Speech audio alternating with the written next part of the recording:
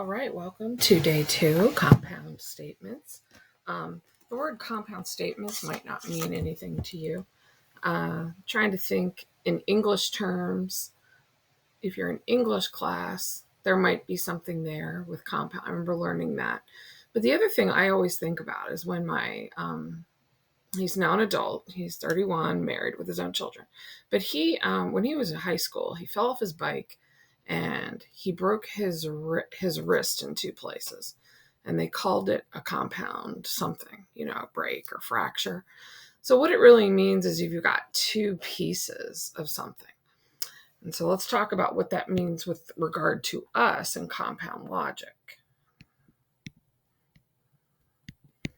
Compound statement, and here's where of course you can take your packet and fill in your packet so that you have these same notes in your packet.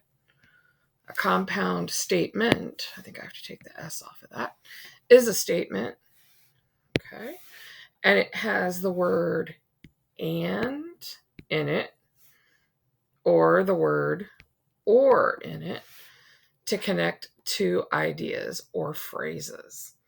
And back to my example with the calculator and the board from day 1, the calculator is yellow and the board is white. That's a compound statement.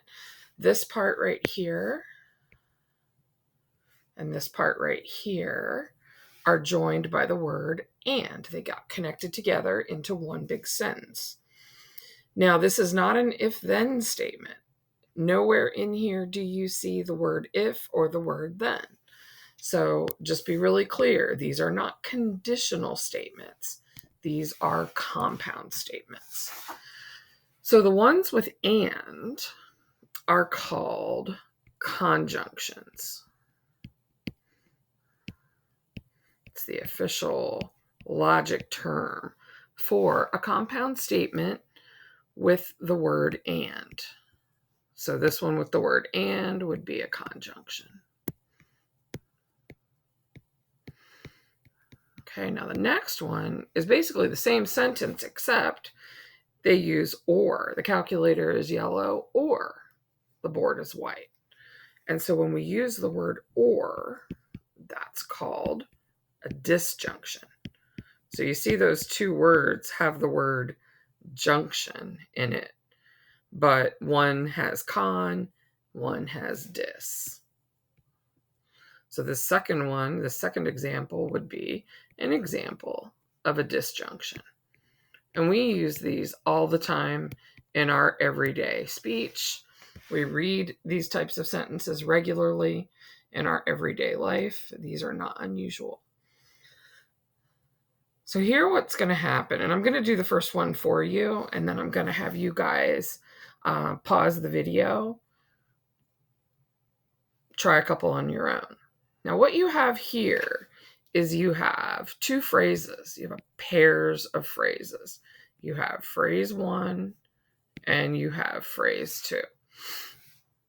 So what we're going to do is we're going to write 2 compound statements. One of them is going to be a conjunction with and one of them is going to be a disjunction with or.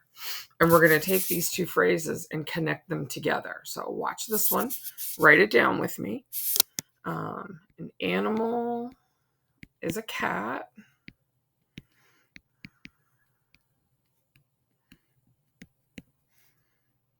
And now we're going to take that second phrase and connect it, put it in there. And an animal is blue.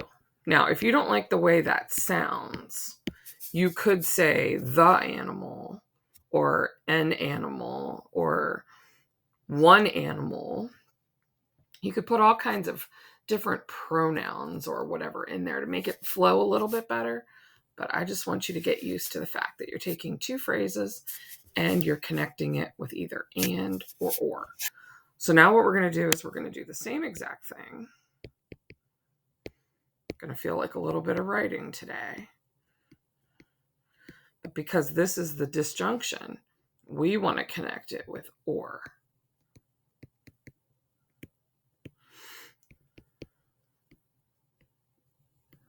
Sorry, that got a little sloppy.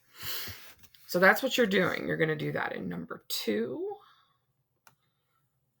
Then you're going to turn to page 5, and you're going to do that in number 3. Okay, so go ahead.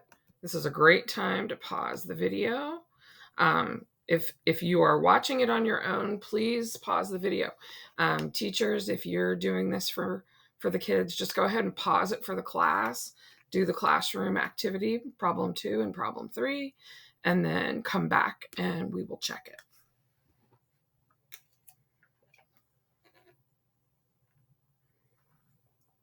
Okay, welcome back. Miss Lucas is back with you. She's just going to fill in the answers for us. Again, some of these might not make sense if you don't put the word the or whatever in front of it, but I'm just going to write them simply. Sky is cloudy and it is raining.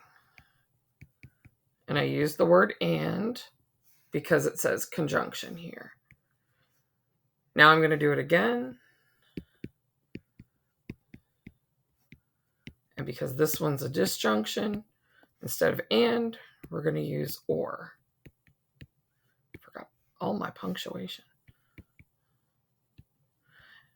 And speaking of punctuation, I'm not going to mark you off for punctuation, but I really would like you guys to try to do your very best with it. Not going to tell you, oh, you missed points because you didn't put a period at the end of the sentence. But I would like you to definitely try to reinforce those skills. Okay, turning to page, I think this is page 5. Let me double check. Yes, it is, page 5. Okay, so the conjunction, I like pizza.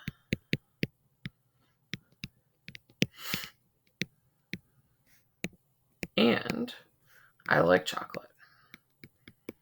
Now, even if this is not true for you, that's okay. You're not signing your name to it. We're just writing some sentences. So you see that we have the word and now we're going to do the same situation again, but we're going to use or. I like pizza or I like chocolate. Okay, so that's how we write a conjunction or a disjunction in words. Now, one other word, I'm going to put like a little, and you can do this if you want to, kind of like a break in the page here. I'm going to explain to you a final word that we use in logic is the word therefore. So an example below says, I think it's raining. I can feel drops falling from the sky. Therefore, it is raining. And we use the word therefore to tell someone that we are making a conclusion. So what I'd like you guys to do is, again, pause the video. We're gonna do a little exercise, right? Hopefully you have some blank space there. I think you do. And what I would like you to do is write just a few statements. They can be short, like the example, but I would like you to use therefore in your final statement, like you're making a conclusion, or you're trying to make a point, or you're trying to make an argument to someone. Okay? So go ahead, pause that video, and I'll come back and give you another example.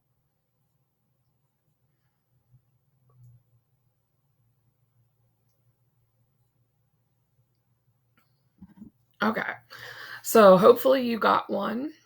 Maybe you guys shared them out with each other. That would be great. I'm going to give you an example of one. So I'm going to write 3 statements. I'm going to write, I feel tired.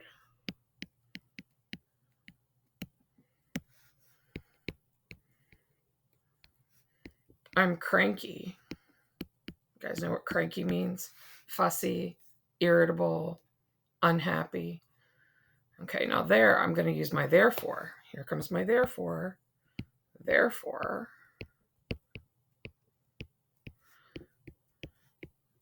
I should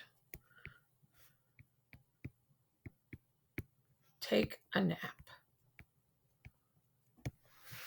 And so that's one way that out of infinitely many ways that we can use the word therefore. But as you see, based on the two sentences above, you can see that me taking a nap is kind of the conclusion, or the way that we've solved the problem, or how we want to end our discussion.